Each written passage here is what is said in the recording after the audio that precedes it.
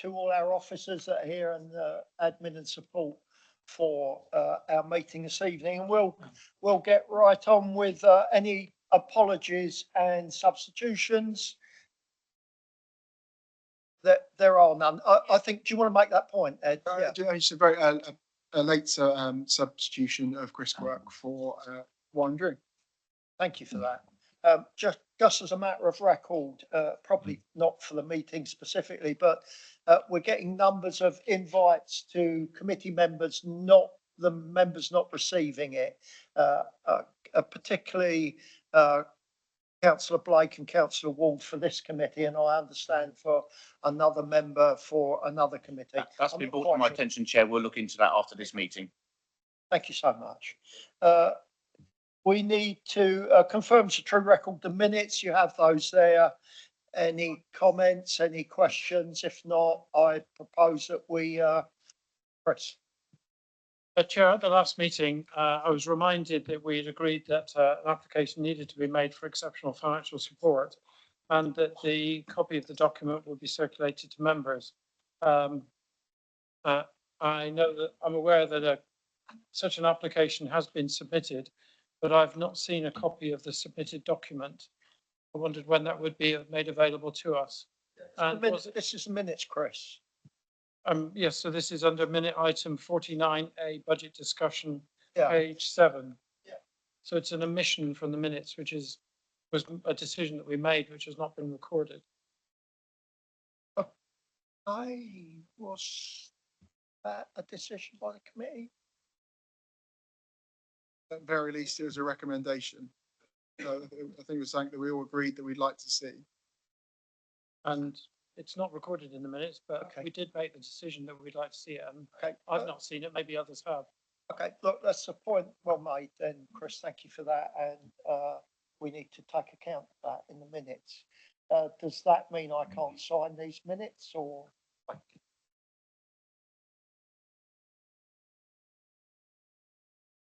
I'll sign the minutes as they are, but I need us to show that they will be amended and you approve of that amendment. So those in favour of that happening, please show. Thank you. No one against, abstention, of course, yeah. Thank you. I don't need to mark that as a, do I? Okay.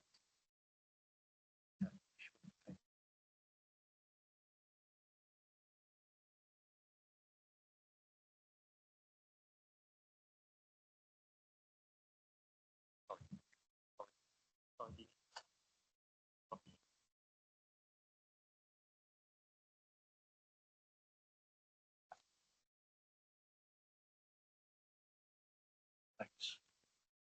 Thank you. We'll move on to declaration of interest. Any declarations of interest? No declarations of interest. Update on action since the last meeting. This is our page 13, and I note there are 3 items.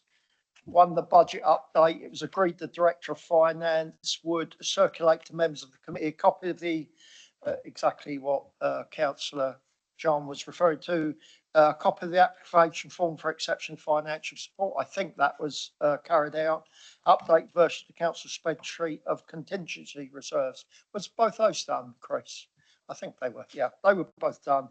A local council support scheme. It suggested that when the scheme is next reviewed, the council consider a tapered methodology. I think that was Councillor Garrett, and that review of that will begin in May this year. And finally, the government action plan that the report to full council should clarify the budget for this work and clarify the membership of the Voluntary Improvement Board. The revised report was presented to full council on 21st January and rejected. Therefore, that's the update on the action since the last meeting. We'll move on to public question time. We do have a member of there are members of the public. Paddy, would you like to ask a question? Yeah, thank you, Chair. Good evening, councillors. Forgive the long preamble, but there is a question at the end.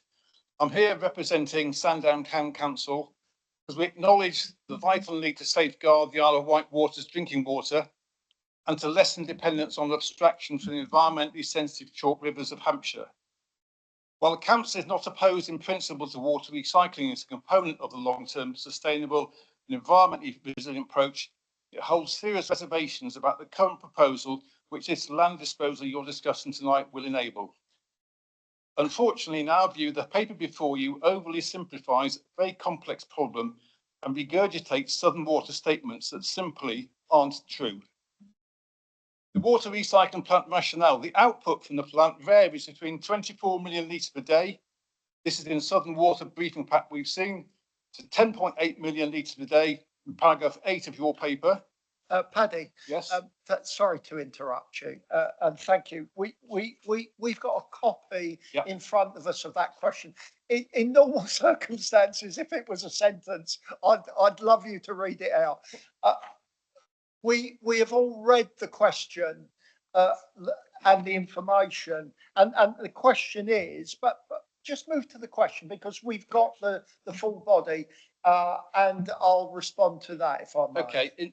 To summarise, in light of the conflicting and half-truths that are circulating from Southern Water and the conflicting information in the paper, even in front of you, the question is, having taken these factors into account, can the Isle of Wight Council countenance the sale of public land to facilitate this ill-thought-out project with significant pollution risks, whilst also failing to ensure Southern Water clean up its own waste first? Thank you, Paddy. I have a written response. It will be published and you'll receive a copy. But I would just draw your attention to that later on in our agenda this evening, we are going to be discussing this very matter and come to a conclusion in some way or other with regard to that. And of course, your question and the answer will be published on the website for public view. Have you got a supplementary? Thank you, Chair. Obviously, I'm very disappointed that your discussions will not be held in the public forum. And I'm going to be... Paddy, that's not the case. So it's changed from the paper. We, for varying reasons, we are not going into a private session this evening. Right. Okay. Thank you. Thank you. Any further public questions? There are no further public questions. I have a number of questions. And for the same reason, I'm not intending to read the question or the answers. Some of them are extensive. Some run to 2 pages, 4 pages. But I will mention them without reading the question or the answer. I'll come to you, Jeff, in a moment, if I may. There's a question from Councillor Jones-Evans regarding Mornington Road car park and whether it could be considered for housing. There was a question from Vix Loudhian concerning further education. Jeff, I'll come to you after. Jeff, I will come to you after, Jeff. Jeff, I will come to you after. Thank you. Thank you, Jeff. Vix Loudhian, that is about Pyle Street, a land asset disposal. There's a question for Andrew Tapsell, also about Pyle Street, and there's a question from Heidi Wagstaff concerning the Military Road. All of those questions will be published, and the written answers which are provided will also be published. In addition, there was a question from Councillor Jarman with regard to education issues, and we will provide a written reply to that question, both to this committee and to the Children's Services Committee. Thank you.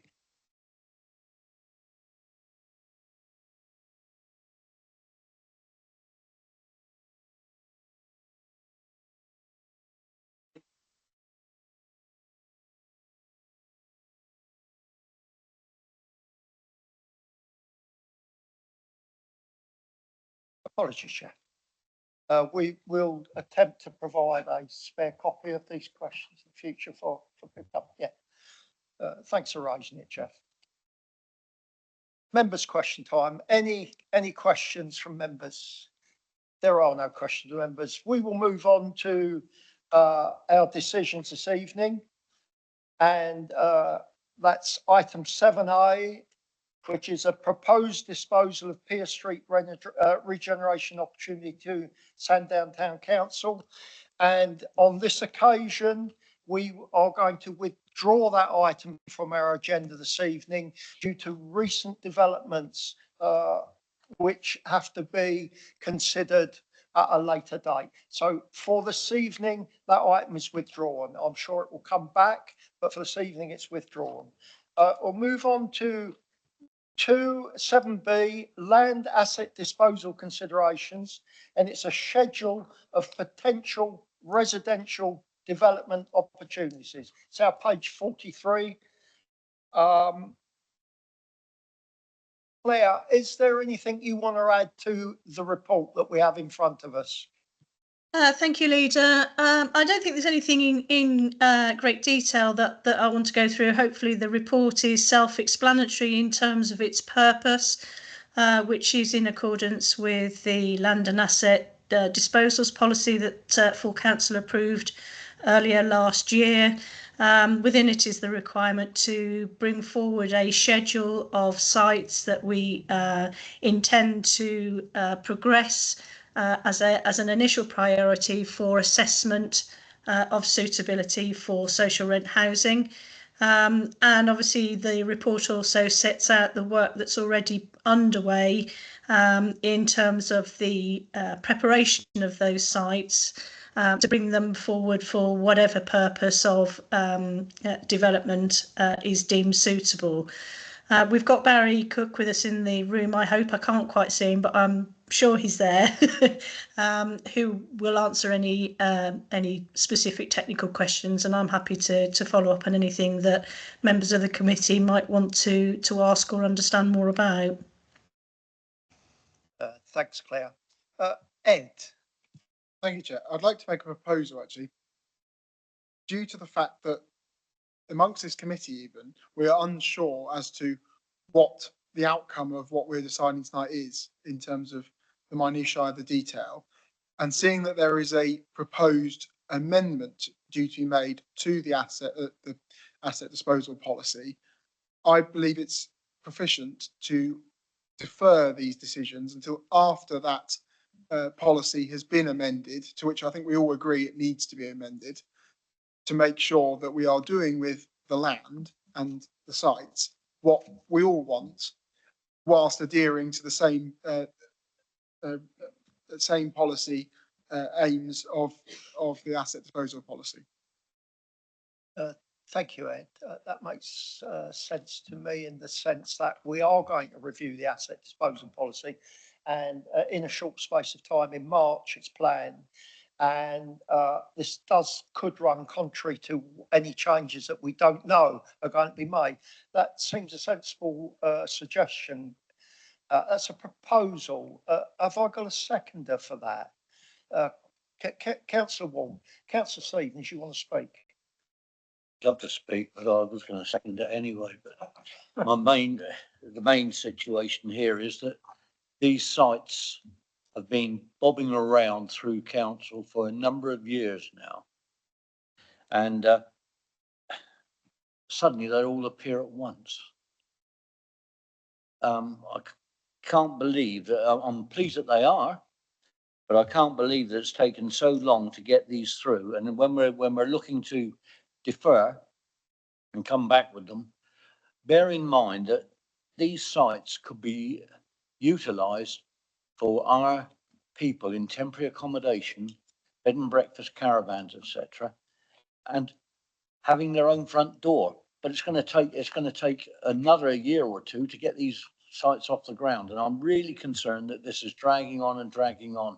I'll be retired before this goes forward. I'll tell you, it's ridiculous. Or not? Oh, don't worry about that, Claire. That's my problem, not yours. Okay. Chris. Thank you, Chair. I'm planning on retiring at 90, so I may be retired as well. I do note that in the paper, under item 22, we note that there's not been any viability testing done at this stage either. So we are at an enormously preliminary part of this after a long wait. That is very unfortunate. Well, we've got people waiting to move into social rent housing. But I think given the imminent changes to that policy and the enormous delay that's come in bringing this forward, it would be wrong of us to make a determination on something that may change in just a few weeks' time. Thanks, Chris. Any other comments? Claire?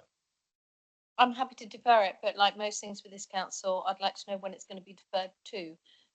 Could we get a suitable meeting date around when this will be represented to this committee or the next committee? Because I'm quite concerned that we've got a lot going on at the moment. So let's get a date in when it's going to be deferred to. So we could make that a condition. Ian? I agree in principle with the policy that we should look at our property, and if we can help the community with it, great. But I think, like most things, you have to apply some common sense. And I think the way the policy is written now, it stops you doing that. So an amendment, I think, would be ideal. But we'd still predominantly be for social housing. Yeah. Andrew?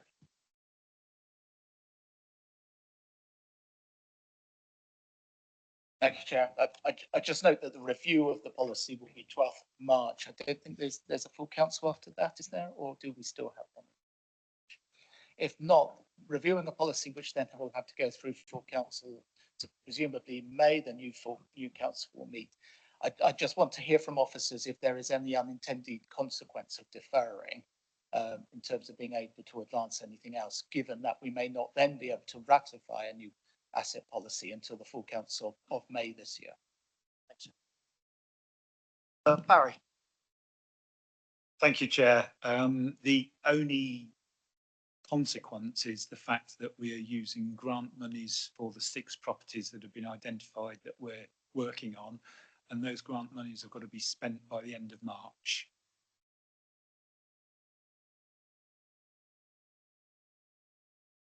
And just a little more around that, Barry. So 6 properties, 6 sites. What can you give us a little more information around that, please? Yes, if you, let me just refer you to the report, because the report is basically 2 parts, 2 recommendations. One is the list of properties. The second recommendation is the 6 properties which are being worked on using Council House Building Support Fund grant, and that's the work being done by Prisoners Building Homes. Take that separately. We could take that separately. We could defer the sites until after the asset disposal in March and make a decision about 6 properties. Are you happy with that? Okay. Chair. Jeff. Thank you, Chair, for allowing me to speak on this item. I would urge you to follow Councillor Stevens on this. I'm not sure, obviously, I've not been a member of this committee, what's happened with the asset disposal policy. Seems like you want to amend it for some reason. I supported it originally, but I know there's been some grumblings about it ever since. However, you've got a list of 6 sites here that will deliver affordable social housing or whatever, which, as Councillor Stevens rightly said, are desperately needed. Now, if you lose it tonight, you're parking it beyond the next election. And I would warn every member of this committee to be very concerned about that, given possible election prospects post-May, because I'm not certain you will see that policy continue as it is now. There's been a unanimity, well, not a unanimity, but a majority in support of the principle of the asset disposal policy in favour of social housing for some time. Do not lose that now in a pre-election period, only for it to be lost post-election. I urge Councillor Blake to consider withdrawing his amendment, vote on this, and to deliver homes for desperately underhoused people on the Isle of Wight. Thank you, Chair. Thank you. Any further comments? Can you hear me, Chair?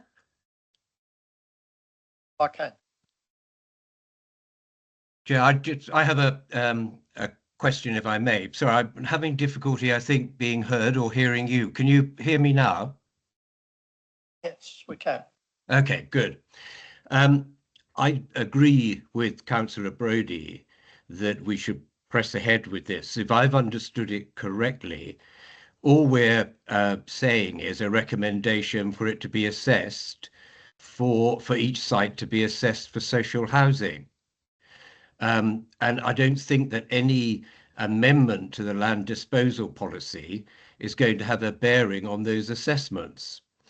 Now, specifically, I wanted to raise 2 points about Yarmouth School. One is that I understand the building has to be commenced within a 3-year period. It's either 3 years or 5 years from memory. I don't know if Claire or anyone can help with that, but there is a time limit. Otherwise, the land reverts back, as I understand it, to the winning bid. So I don't know if that could be clarified first, and then I'll go on to my second point, if I may, about Yarmouth School. Barry, just can you clarify that? Yes, you are correct, and it is 3 years. So it's 3 years from, is that March 2024? No, we are about 12 months in, so it's probably 2 years from around about now. I can't give you the exact timescale, but there's probably around 2 years left. So that isn't a great deal of time for it to be assessed and for planning permission to be obtained and for it to be built. So I would urge that the Yarmouth School site, I don't particularly mind about the other sites, frankly, but that's a matter for the relevant ward councillors. But I would ask that the Yarmouth School site proceed. Otherwise, this site will revert back to the Marine Archaeological Society and will be lost for social housing. And the winning bid won because it allocated a site for social housing, or affordable stroke social housing for rent. The other point I'd like to raise is this, that the winning bid specified, subject to planning consent, 8 houses. And it was raised at Yarmouth Town Council last Tuesday that the outline on the map that's being used for this committee appears to be smaller than was the winning bid and would not fit for 8 houses. So that needs to be looked at, frankly. If 8 houses can't be fitted on that site, then that site needs to be changed because the winning bid said, subject to planning consent, 8 houses. So those are my 2 points, please. Thank you, Chair. Thank you. Ed? Yeah, thank you, Chair. I mean, Peter, I had the same reading of the policy as you, as you started out. However, in the informal pre-meet, there seems to be that these 2 policies, of which 2 aims, come so near but so far, and that by voting through these sites now, it doesn't just say they have to be assessed for social housing. There is a reading into it from some that says that they can only go for social housing. So that is why I think there needs to be clarity around what the policy actually is, what the outcomes are to be, and actually I think a bit of an amendment to the policy to clearly separate that so that we do things like, for instance, we're not assessing the pan mugger for social housing, but we are assessing proper sites to speed up this process so that we can get some social housing actually built, to Councillor Brodie's end. Thanks, Ed. Jonathan?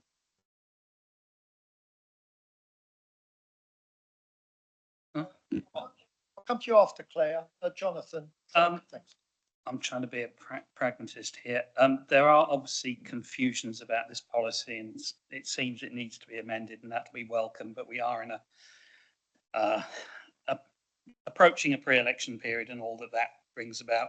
I very much get the sense of what Councillor Blake is proposing, but it seems that there are issues arising in relation to 2 of these properties, So would it perhaps be a better approach overall, where we're sort of aware of the general effect of the policy, but the nuanced effect, it seems to be what we're unsure about, if we were to proceed with items 1 to 5, but withdraw 6 and 7, those being Pyle Street and Yarmouth, from going ahead at this stage, because we're not quite sure how the policy might affect those, and there are concerns, indeed, have been raised in questions from the public as well. So I don't know, perhaps Councillor Blake might like to amend his, well, trying to amend an amendment and go through all that. But just trying to get a pragmatic way forward, bearing in mind the further information we're receiving this evening. The proposal is that you just amend slightly your proposal.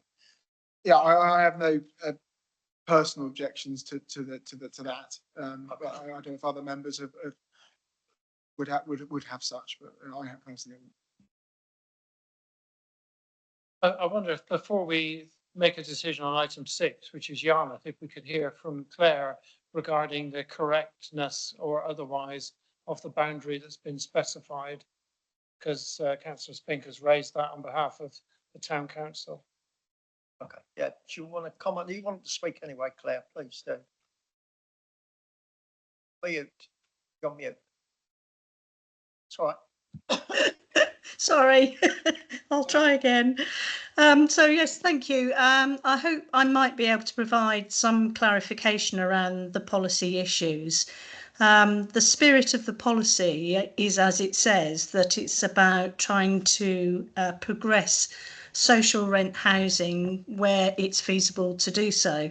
There are some anomalies that have arisen out of the operation of the policy, but they are mostly to do with concerns around slowing down the operational nature of some of the work that's done in terms of the council's management of its assets, and things coming forward which potentially would not even fit within the remit of social rent housing, but needs to go through a process. So I think those are some of the fine-tuning things that we anticipated would need to be brought forward as part of policy amends.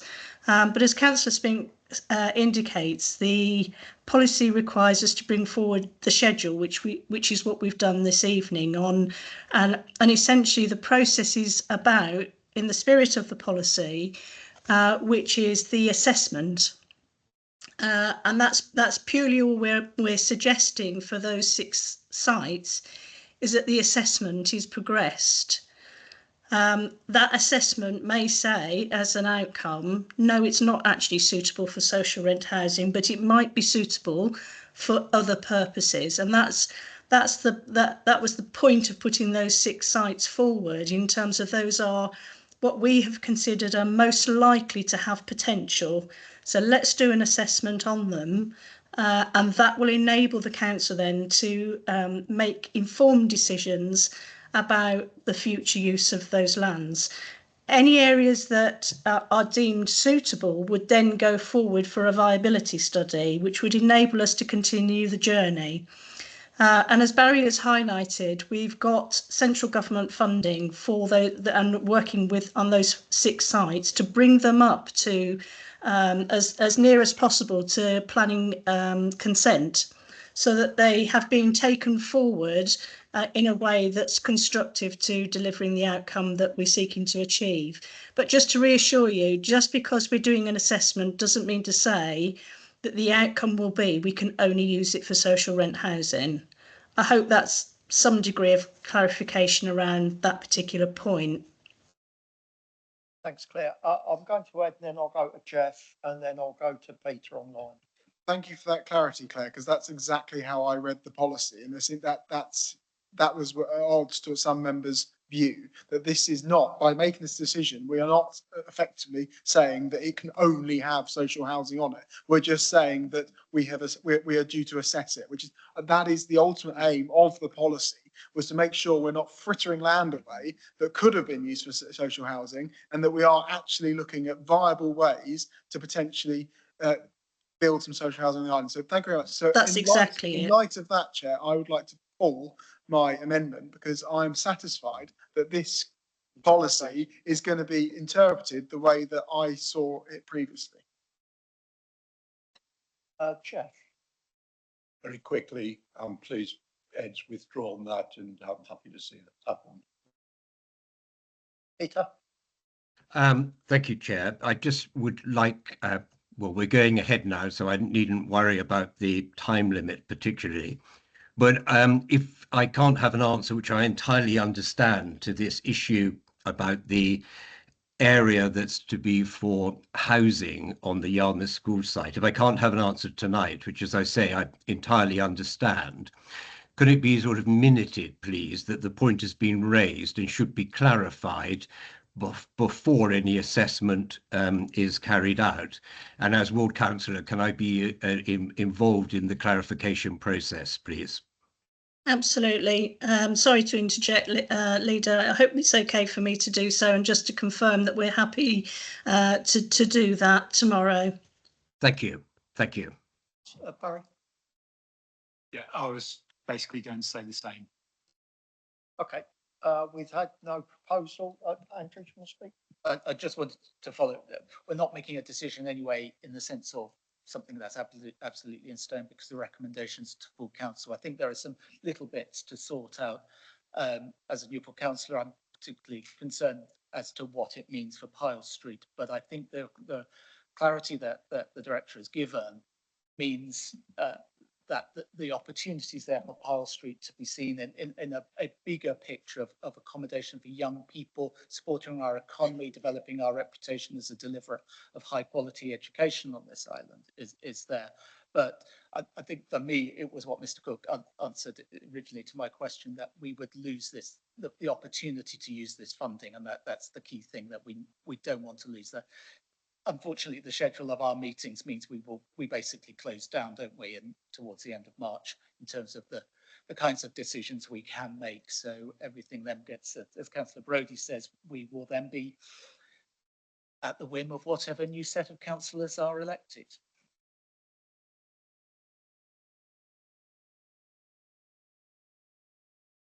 Sorry, I was just trying to get some clarification. I'll come to you, Chris. It may not, and take this as we can go away and check this if we need to. It may not be that it's precluded because of the pre-election period. It could be business as usual for this council, non-political. So it's not absolutely certain that we get to a pre-election period on 26th of March, whatever the date is, and this council stops making certain decisions. That's not clear, Chris. Joe, you said we haven't got a proposal. I'll make a proposal then that we apply the recommendations as made, move those, subject to the clarification which Mr. Cook has amplified that he'll be able to do tomorrow in conjunction with Ms. Shand, and in resolving item 6 in terms of the boundary condition relating to Mill Road in Yarmouth. And I'll look for a seconder on that. 3. Anyone want to comment on that? Jonathan? I'd just like to say I'm thankful for the clarification we've had this evening. If we're being reassured that in taking that proposal forward that's just been made, it doesn't adversely impact on other potentials like that Councillor Garrett has outlined, then there's no problem. I think it does perhaps though, and I'll put my hand up on this one, show that there is a lot of uncertainty and confusion, and if we can get this policy clarified the sooner the better, and so much the better, because I'm just looking again at the questions that have been submitted. It obviously is being misunderstood, not just by me but by others, and so if that can be part of a message going out to those who are interested in these sites, I think that would be helpful.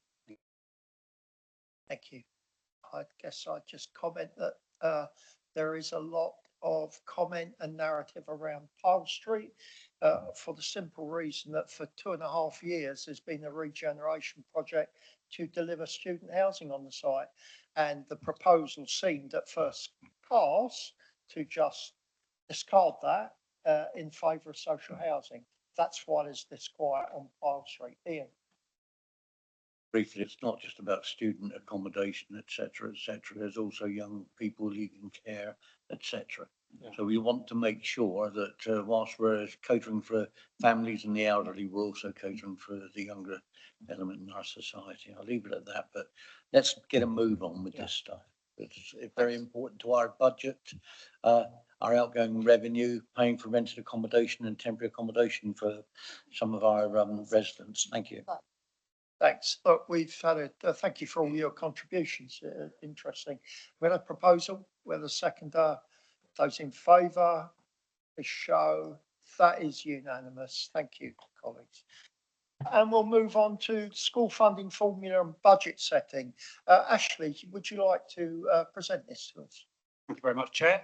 This is an annual item and it relates to the school funding formula and budget setting for financial year 2026-27. You've got the report in front of you. I'll just make a few remarks about some of the paragraphs and then I'll be happy to take any questions. So paragraph 3 points out that the funding formula has already been supported by the Children's Services Education and Skills Committee. That happened on the 15th of January and that followed consultation via Schools Forum with individual schools on the formula. The formula mirrors the national funding formula values used to allocate funding to the local authority. Paragraph 5, whilst the council is required to consult with schools on the funding formula and budget setting, the final decision is for the local authority to take as the accountable body for the dedicated schools grant.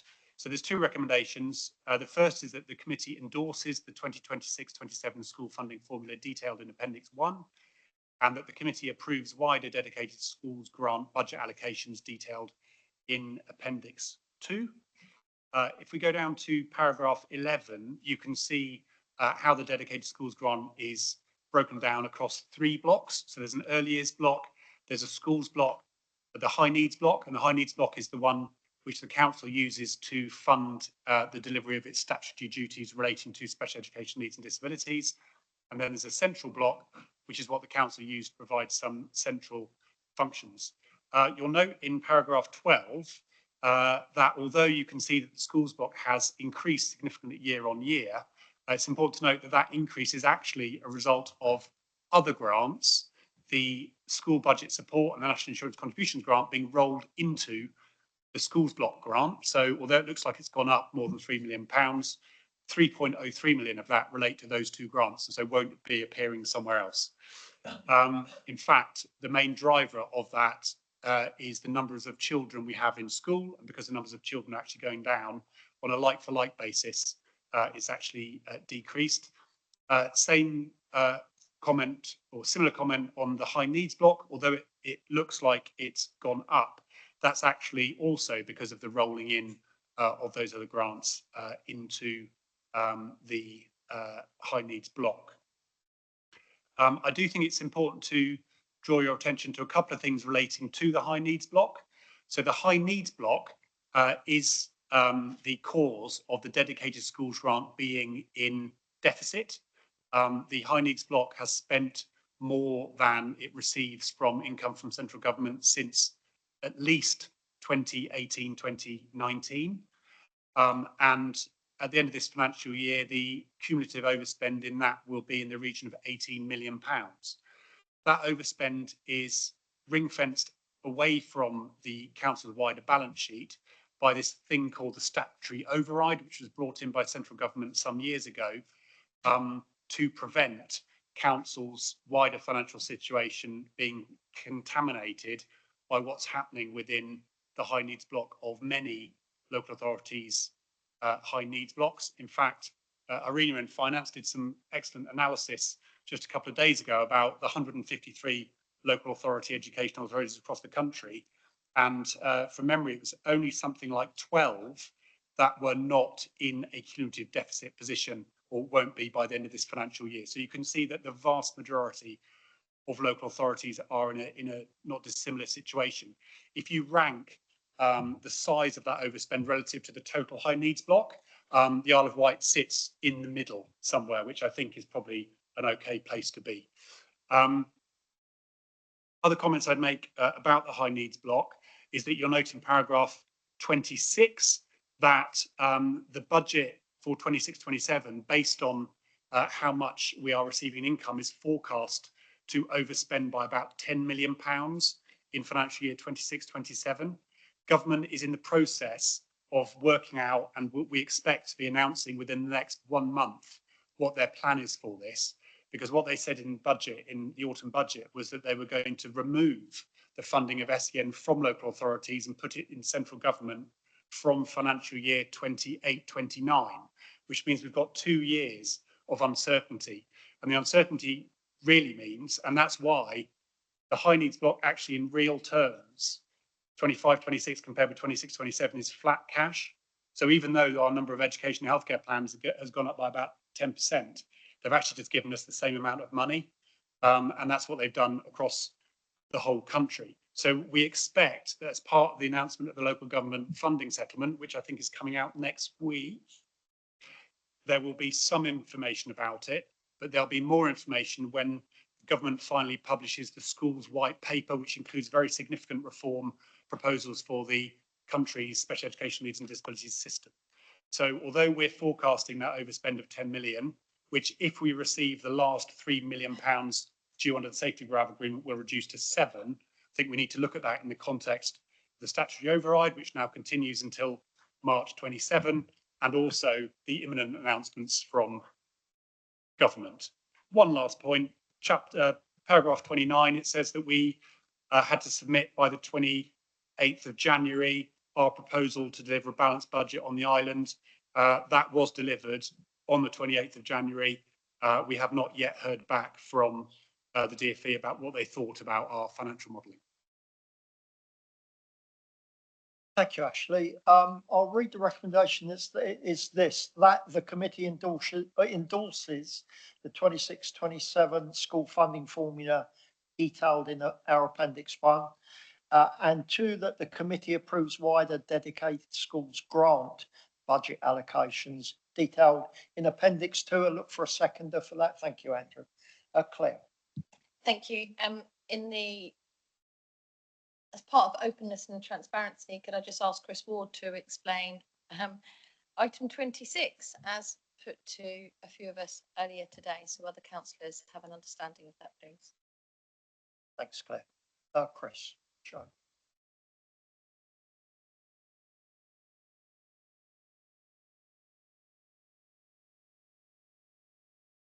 Yeah, okay. Yeah, thank you, Chair. So the implications for the council on this, as you've heard from Ashley, is really what the position looks like by the time we reach April 28 or March 28. Now, what we've heard government say so far, and as Ashley said, that there's an imminent white paper and there may be an announcement on Monday about how central government will deal with the accumulated deficits across the country that are building up in relation to the dedicated schools grant. In paragraph 26, it suggests that by the end of the financial year 26-27, the council's accumulated deficit on the DSG may be something in the order of £22 million. That will obviously, that is expected to rise again, I would suggest, after 26-27, during 27-28. The expectation, I think, at this stage is that if government are convinced that local authorities have acted responsibly, and some of that demonstration takes place through the safety valve programme, that there'll be an element of that deficit that is written off. But the element that isn't written off could fall to local authorities to fund. And that would be for them to fund from in the financial year 28-29. We don't know what government's position is on that. The only thing that I think we can say is that government has suggested that they may seek to reduce or write off some of those deficits from local authorities, but they have also said very clearly that their funds are not unlimited. The implication being that some of those deficits may fall to local authorities, but you would expect that the way that that incidence falls across local authorities would be in a way that wouldn't destabilise all of the affected councils. And as Ashley said, that is the majority of all councils that are education authorities. Thank you, Chris. Claire. Thank you. Can I just add to what I said earlier, that part of that was that we have to have acted responsibly, and government need to look like we have acted responsibility. And I think Mr. Whitaker has done a fantastic job since he's come into this role, but we have to bear in mind that as councillors, we have a lot of schools that are operating on this island that don't have enough pupils in to fund those schools. There are meetings coming up with children and education, you know, that are actually going to address this question, and this type of thing needs to be held into account. Are we as councillors acting responsibility, having schools open that don't have enough people and we know are increasing, you know, financial deficit? So I think the bit is let's act responsibility. Thank you. Thank you. I should just make it clear, we know this, we are approving the budget for 1 year. Whilst we appreciate the longer term, as with the council financial situation, after a 3-year settlement, potentially, we've had the initial, Councillor John, we're setting the budget for this year, for next year. Councillor John, I completely get that, but we're looking, you know, at the future and the future, what's happening in the schools, and we are coming up to elections. You know, nobody wants to shut schools or anything, but we have to at some point acknowledge that we have all these schools with, you know, not enough pupils in. So at some point there has to be a decision made to sort that out. Thank you. I think the Children's Service Committee is looking at that. Chris. Thank you, Chair. In like mind with us receiving a copy of the EFS submission to government, the final version, could we also receive, please, a copy of the 28th of January submission that we made in terms of our accounting side? That would be very helpful. And then on the actual numbers here, which are quite eye-watering in terms of, if it were to be the case, and I'm not too sure which of Ashley or Chris this goes to, if pointing the finger at each other, if it were to be the case that the resolution here was only to be a partial settlement of that debt by the government and the rest were, as previously discussed, potentially to be afforded to us by way of a loan, that would introduce, again as previously discussed, 2 items. One, it would add to our overall debt, and B, it would require us to repay that loan over some period and to provide interest for it. The net effect of that would seem to imply that we have a contingent liability or reasonable expectation of a contingent liability. And what provision have we made for that? That's not the right answer. Well, at this stage, as a consequence of the statutory override, we've made no provision for that at all. And as you mentioned earlier, Councillor Jarman, it actually features as part of the exceptional financial support application, in so much as we have to alert government to the scale of any DSG deficit and any forecast DSG deficit going forward.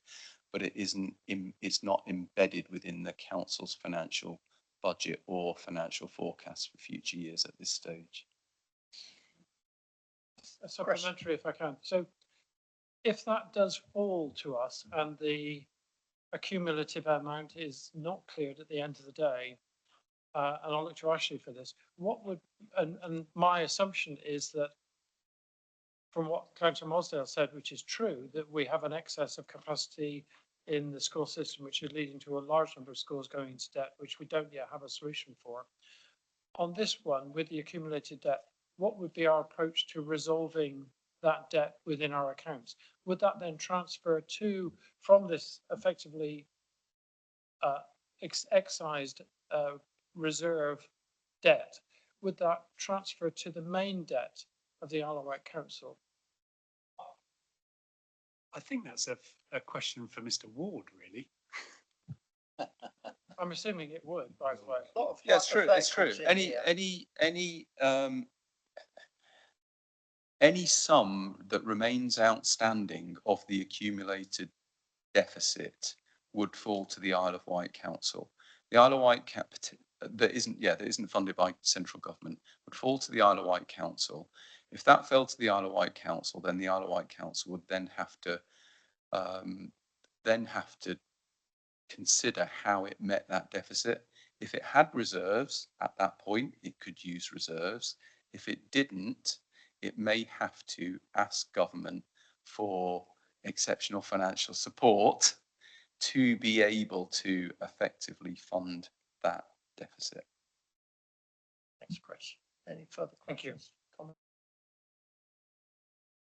This proposal, and it's been seconded. Those in favour of, oh, I've read it out, I won't read it again. Those in favour of this, please show. Thank you. That's unanimous. Thank you. We'll move on to the local transport plan, page 83 to page 830. That's 800 pages in between the first and last page, nearly, Stuart. Fantastically thick document. We did pass this through the ERT. I just focus your minds that this is about the financial and policy impact of this, not the transport impact that ERT looked at. Over to you, Stuart. Thank you, Chair, and thank you, committee. As Councillor Jordan has alluded to, this went through a fairly detailed scrutiny at the previous committee, which was approved, recommended to take through to full council.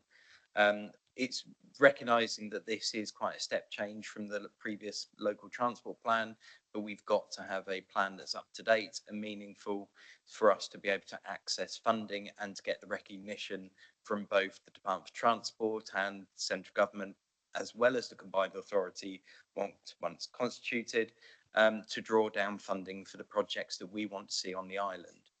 And so this is very much our policy, taking into account the wants, the requests, the needs as identified for the island, and it's our chance ahead of the combined authority being constituted to actually make that position and use this as a basis to which they will in turn develop a local transport plan for the combined area, and we can say this is up to date, this represents what the island needs, and therefore should be used as that basis for this geography.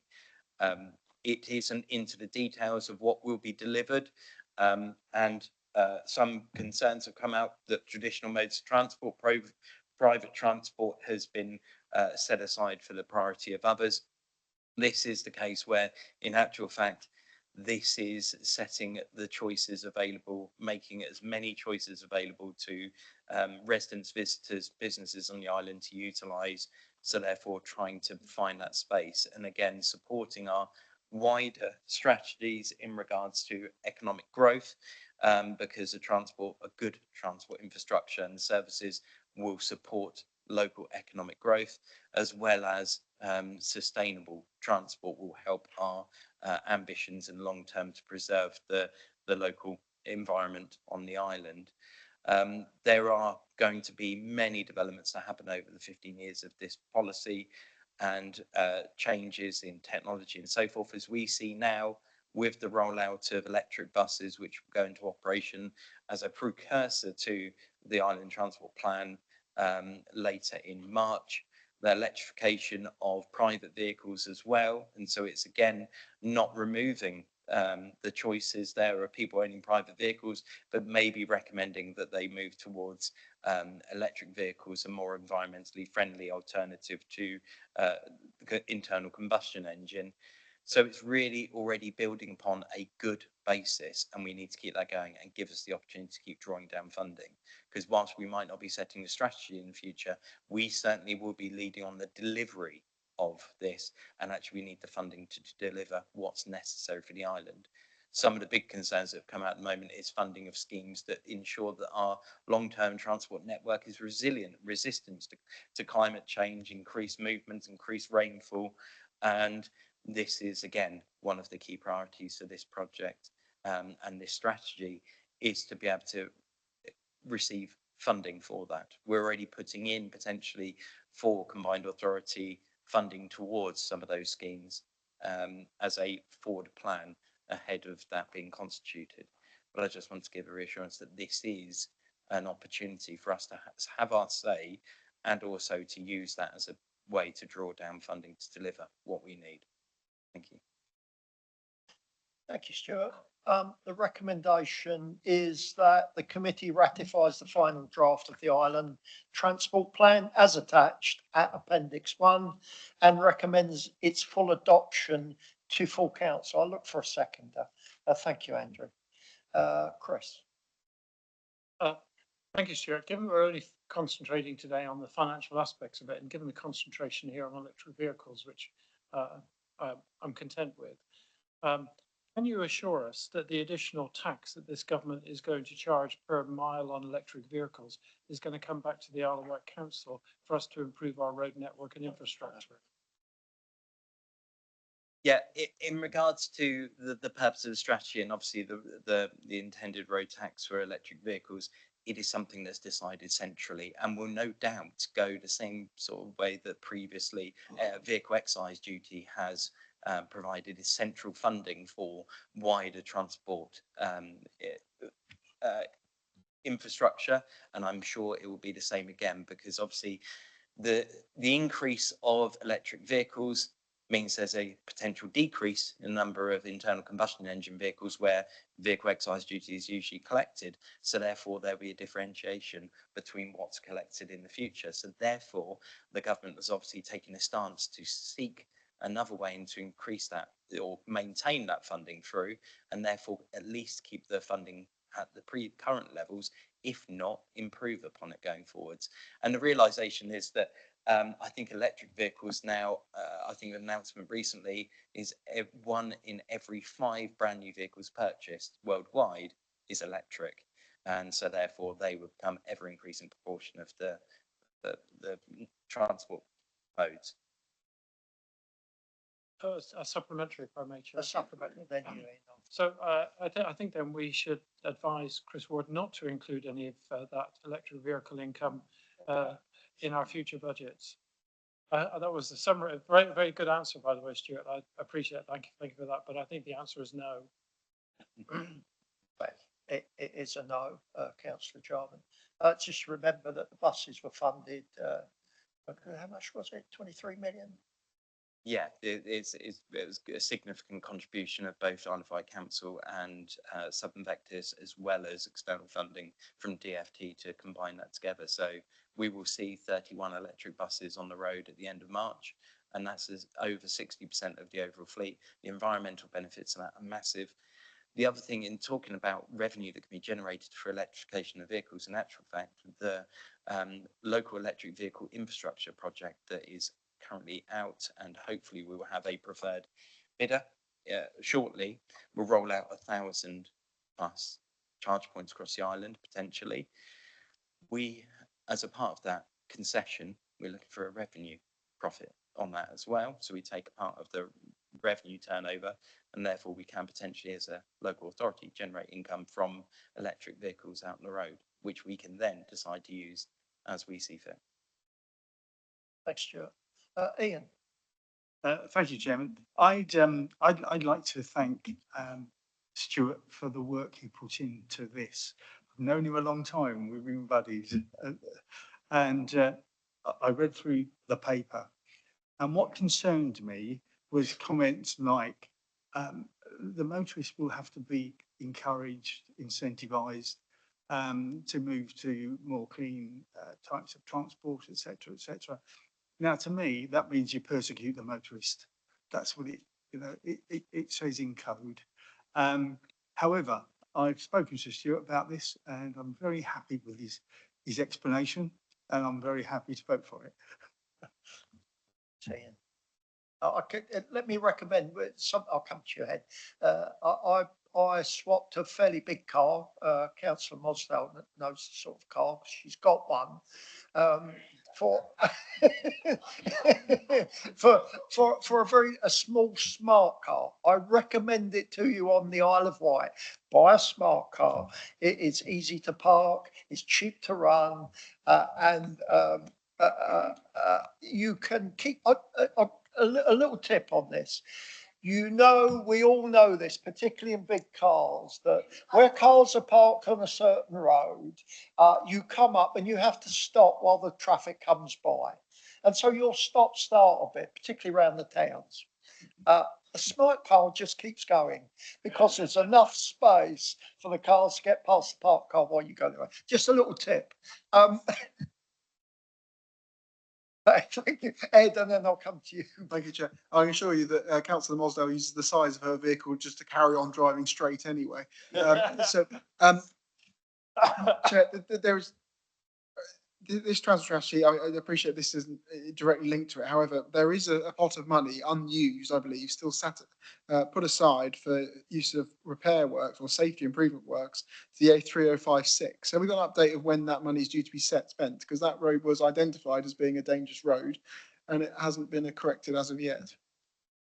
Yeah, happy to provide an update on that. So at the moment we are receiving this very point in time.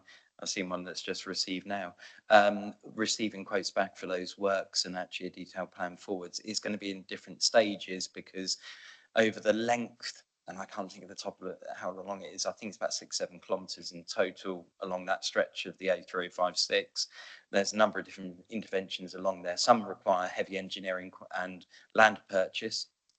So land negotiations ongoing with the landowners at the moment.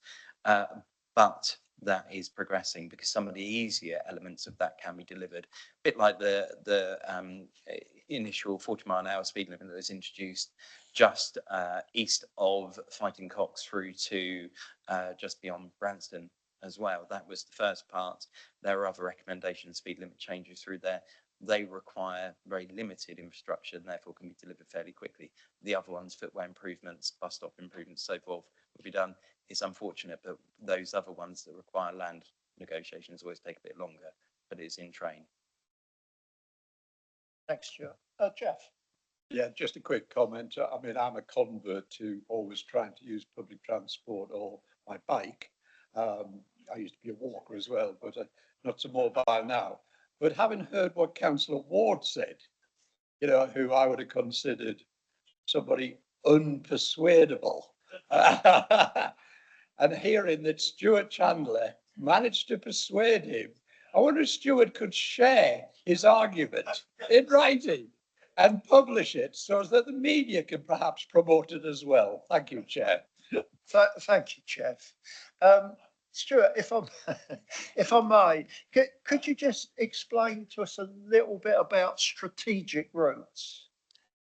Yeah, absolutely. And it's also about modes as well. So strategic routes on the island. The Isle of Wight has got a very constrained road network and network of transport infrastructure, full stop. The single rail line and fixed routes between the mainland on ferries as well. So we are geographically bound by our nature, and we've got a very limited number of routes. So therefore they're vitally important, all of them, for local economy, growth and the future. And especially if we want to grow the population and housing, they've got to be connected by good road network. So therefore, as a part of the discussions we're having ahead of the combined authority being constituted, we're identifying our strategic routes, our key route network.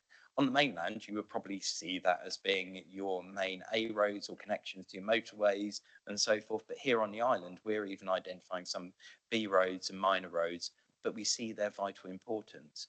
Therefore, as a part of that, we're doing what we can to ensure that traffic along those moves as expedient as possible, as efficient as possible, so that they're not held up and we're, space for all routes. So therefore, for car travel, we want the routes to be as user friendly, but we also need that for HGVs as well as public transport so that they can share that road space. It does mean that we might have to look again at our road network and go, actually, we've got pinch points along these routes. We've got areas where we might have to do some carriageway widening. We don't normally like to do that because we're moving away from capacity, but with the issues we've got around the resilience of our network, we don't have a choice really. We've got flooding at Moreton Common, we've got road collapses and potential land movement over towards the South Wight. So therefore, we may have to seriously consider how do we get around those issues, like increasing road height or increasing road width, because we can't get away from it. The island geography means people will drive by car. We can't reach every corner by public transport. We And again, deliveries require those routes as well. Thanks, Stuart. And in the context, you mentioned the combined authority, that strategic routes could attract additional combined authority funding. Absolutely. They're the ones which, you know, the mayoral office will be looking at and will have some influence over their makeup, how they operate, what gets priority on there, and additional funding can be apportioned to do that as well, because it's all about supporting that local economic growth and long-term resilience of areas. What I was going to say in regards to the island, we might end up with a greater percentage of our network being on a key route network than any other authority within that geographic area, because we've got so few roads to go by. So therefore, we're making the case that it's a bigger proportion of. Thank you. Thank you. Just for a comment, and the irony of that is that some of the narrative we've heard about the combined authority is that the larger authorities on the mainland will attract all the funding. And actually, what we're saying here is if we create more strategic routes, we could attract more funding than our neighbours on the mainland, which is an irony. Ed, but welcome irony. Thank you, Chair. The last time this various iterations of this council built a road was 1975, and that was the dual carriageway. And I dare anyone to find another local authority that last built a road over 50 years ago. That is utterly preposterous, really, and that has hampered our ability to function as an island. And to the point, Ventnor in the late 1800s used to have 7 transport links to it. Today it has 3. We've gone backwards. They used to say you could get from Ventnor to London in 4 hours. You couldn't do that today using public transport. Transport is tourism. You look at places like Tor Bay. They've extended the M5 down. They've put in new link roads through and flyovers. They're booming because you can get there. But the island is hampered not only by the ferries, and this obviously doesn't include the ferries because I appreciate that we're not strategically able to cover those, but without transport links, no one's going to come here, and we've gone backwards in the last 100 years, and I'm not quite seeing enough in here to say that we're going forwards enough to even go back to where we were. There may be those that quite like the slightly slower pace of coming to the Isle of Wight. Maybe, I don't know. Claire. I wasn't going to say anything till you said that. Recently, and I have to read the keyboard warriors every now and again. With everything that's happening with our road network, and we're deviating away from here, but as you all have, I will as well. We're in a situation at the moment. We're in the perfect storm. When you're looking at the Shutter Braiding, Morton Common being flooded, the other day that it was impossible to get anywhere. But when you read when actually people who've come on holiday here are completely lost, they think it's ridiculous. They are spending hours sat in traffic, which we don't expect from the Isle of Wight. We need some bigger and better together thinking on what is happening with our road network, because at the moment to get anywhere is an absolute nightmare. And I'm not blaming anyone in particular, but there isn't that joined up thinking. It's the conversation we have had all the time, and actually an interview we had recently was the biggest question was what will you do about the road network at the moment, because it's really affecting our tourism, which should be our main income coming through. Thank you. Thank you, Claire. I'll get 6 smart cars wide on the get one of yours. Just in regards to we're currently experiencing a very high level of roadworks and utility work, street works on the network at the moment. It's a reflection of the aging infrastructure that we've got. There's a couple of schemes at the moment which is led by Island Roads, which is rectifying some issues in the subsurface, and previously reported at the other committee, at the ERT committee. Those are being done, but they're obviously doing them out of the tourist season to make sure, and that's always the case with Island Roads, and ever since the CIP phase of the Island Roads PFI contract, the efforts have been made to ensure that during the peak tourist season, minimal roadworks is being undertaken. With the other works and the closures, many of those are to do with utility works, and in particular Southern Water at the moment. So, but these are planned and infrastructure required. We want a resilient network and infrastructure that works for us going forward. So therefore, unfortunately, to achieve that, we will get the pain of significant upgrades in the network. We had white fibre rollout previously, but now we've got a very good and comparable to city region level of connectivity on the island. We've got the sub-waterworks going on at the moment, which will modernise what was some of it Victorian age infrastructure and actually put that so we don't have to dig again. And other works going in the future will hopefully only build on that resilience. Unfortunately, there is always going to be an element, and again, the limited nature of our network means there's always going to be disturbance on the network one way or the other. It's not to say that I'm advocating the building of roads and all of that, but certainly improving some of the other alternative routes, certainly in the Ventnor area, where pressure is having to be taken on some of the minor B roads, they will have to be looked at again to ensure that they are safe to deal with the higher levels of traffic that are travelling between those points. And so that's where carriageway widening and straightening might have to occur, where it hasn't done for a long time. But certainly with the infrastructure work going on, yeah, absolutely. I get stuck in that, we'll get stuck in that. But hopefully in the longer term, we'll have an infrastructure that doesn't have to be touched so often. Thanks, Stuart. Claire, one. Thank you. Just a quick one, and I really appreciate your answer, but I do think we need to reframe how we look at our tourism season. You know, we've only got to drive down through Sandown at the moment and know the days of the bucket and spade holidays are well and truly over on this island. That our tourism season should be all year round for a different type of clientele. Those that come to this island for the beauty of it, to do the cycling and the walking, etc. And I get there's an irony that we're saying get the roads in order, but actually they want to go to different parts of the island to stay in hotels, and at the moment they struggle to get there.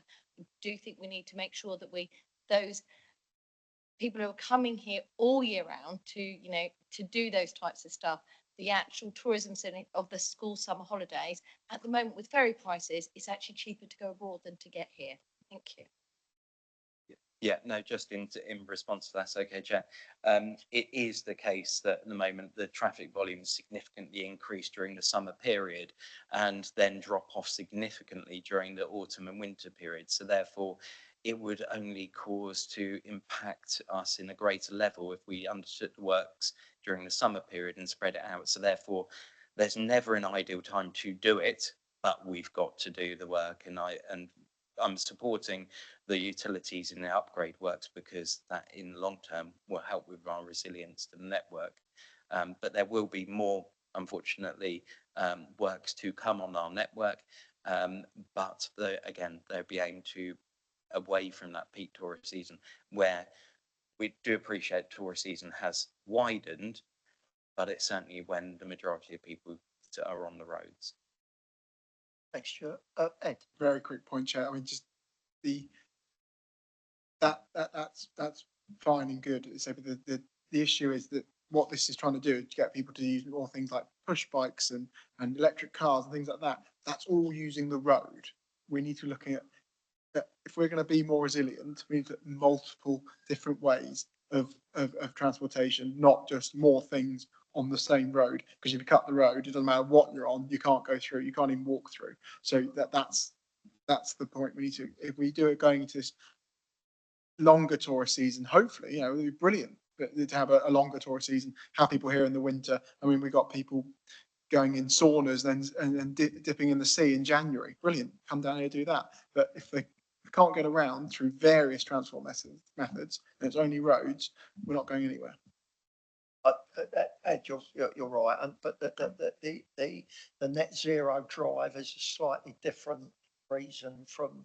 But you're right about the highway. Just finally, we'll move to the vote after. Can you explain to us anything about road charging in terms of, yeah? Indeed. Obviously, money needs to make this happen in regards to, the funding from government, making it, attractive to make that funding and obviously delivery.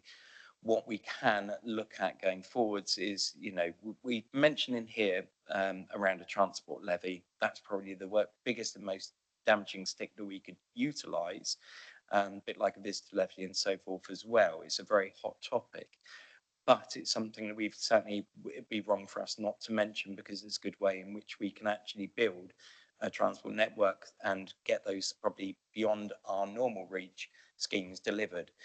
However, there's other routes to that, and others cited in this document as well as within the forthcoming implementation plan, like getting contribution from developers. But one of the proposals is also lane rental as well. So at the moment we operate the permit scheme on the island, administrated by Island Roads, that tries to manage the utility time on the roads. And what the lane rental does is identify sections of that key route network where we can apply additional restrictions with financial requirements that they would have to pay for any time on that key route network.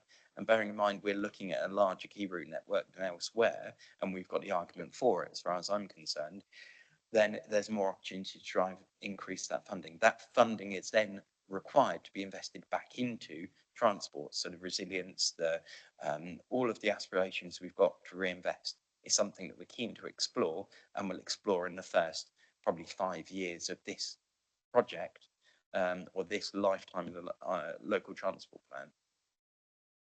Sure. The outcome of that is there is generation income, but you hope that the utility companies do their work quicker and get out of the way quicker. That's the double benefit. Colin, then we'll move on to the vote. Sorry, just a clarification, that's road rental, not road charging. Road charging is about charging people to use the road. Road rental is about rental for roadworks. Understand. We've had a proposal. Dave, quickly then.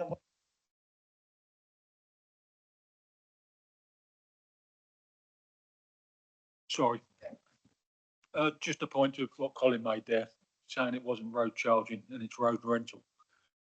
Is when this new system is implemented, the L2P4, are we going to have road pricing? Because the way I read it was we're going to be charged to drive on our roads. The decision to allocate road charging is centralised at the moment, so that comes from the government level. The local authority, local transport authority level, we can't decide to do that alone at this point in time. It's not something that we are proposing for road charging per se, but obviously we've included within the proposal a transport levy for those coming to the island. But that's obviously, of course, a bit like the visitor levy, something that is only the worst stick that we could wave around. We're not intending to do that early on. We want to explore all other routes, exhaust them before we even begin to look at those. So in regards to road charging, it's not something it's not a lever we can pull at this time. Thanks, Stuart. We've had a proposal seconded. Those in favour of recommending this to full council, please show. That's not quite unanimous. Are you make your mind up, Ed? Shall I vote for Ed instead? I think Ed has shown his support. Those against, those abstaining, Councillor Blake did support. Thank you. We will move on. In our papers and the public, it is marked exclusion of public and press. You heard me earlier say to a member of the public that we don't intend to do that, and we will not do that, and we will move on. And we'll do that by firstly considering item 9A, which is the proposed disposal of the former East Yard Road tip in Sandown to Southern Water. It's pages 831 to 900. What I'm going to do, as this matter relies upon a planning application unrelated to the transfer of the asset, is I'm going to propose that we defer this item until there is clarity and a planning application approval for us to then consider the land transfer. And I'd look for a second of that. I'll come to you, Jeff. Thank you, Ed. That's been proposed and seconded. Please, irrespective of it being in private, not being in private session now, councillors have a right to observe whether it's in private session or not. I haven't got sight of the papers that you're going to consider. Once again, they haven't been made available. I think the purple pages. Can I have a copy set given to me now, please?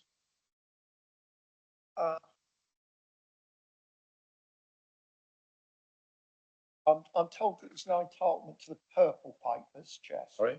I'm advised that there is no entitlement to other than members of the committee to the purple papers.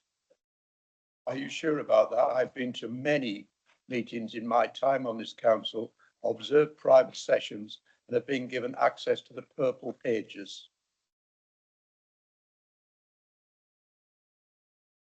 Let's have a look at that, Jeff. We haven't voted, but the proposal is to defer anyway, so we won't be making. Well, you've got the next item as well. No, I understand what you're saying, Jeff.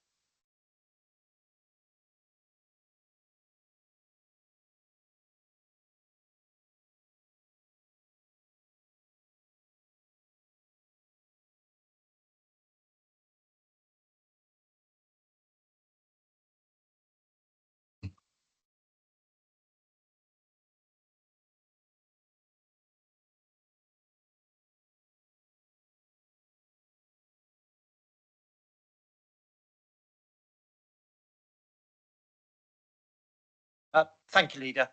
I'm sure Councillor Brodie's right that in the past, members that have observed have received a copy.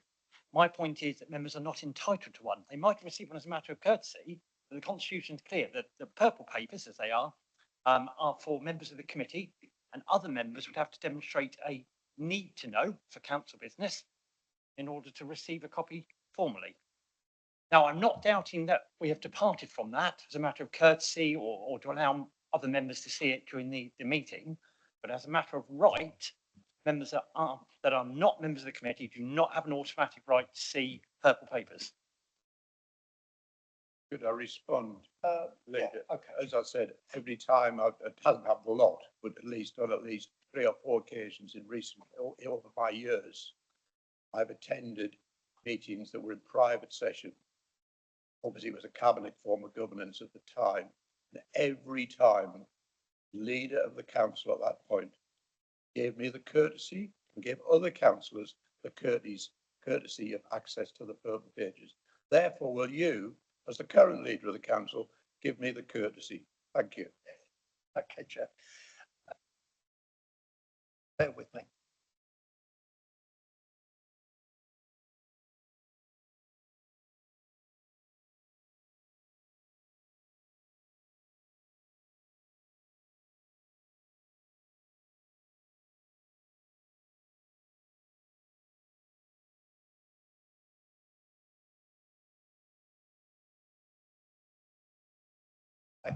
Look, Jeff, I'm sorry. I'm not going to set a precedent.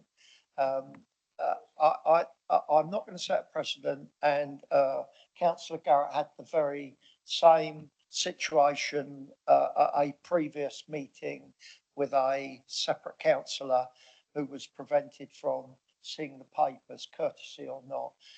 I've been advised that whilst it is in my power to be courteous, I would be setting a precedent, and I'm not prepared to be that person to set that precedent. Jeff, you can come back. How broken the precedent set in my time on this council, set originally by the legendary councillor David Pier, followed by one of your predecessors when acting as deputy leader, Councillor Steve Stubbins, and also by Councillor Dave Stewart, your predecessor on a previous administration. Thank you, Chair. Jeff. We've had a proposal and a second. Those in favour of deferring this item to another meeting after we are clear about the planning application, please show. Thank you, that's unanimous. I'll move on to the waste service update. Again, we are not excluding the public and press. Is there something you want to speak to us about on this? It is it's an update. We have been updated. Is there any questions about that at this stage? Ollie? It's just an update following the decisions that were taken in December. Yeah, no, we're aware of that. Well, there's no decision. Well, there is no decision. It's an update, although it's listed under decision. Thank you. So we've been updated. I'll move to the final item, which is our committee work plan, pages 921. Any comments? Chair, just to clarify, have we actually got full assurance that the dates outlined in the work plan regarding the next PFR meeting and the subsequent full council are set in stone now, after multiple dates were posed as options earlier in the last couple of weeks? Well, we were given the choice of maybe the 5th being the full council meeting for budget, not the 25th. So I'm just double checking that, are we still on for the 17th of March, 17th of February for next PFR, and the full council remaining on the 25th of February? That's our target date, Ed. It hasn't been set, it's still being worked on, but that's the target date. Any other comments on the work plan? No other comments. Thank you all for attending. Thank you for the committee members, for Councillor Brodie and Councillor Adams for their attendance, for our support as usual, from all of our officers and staff. It's 6:26 and the meeting is over. Thank you.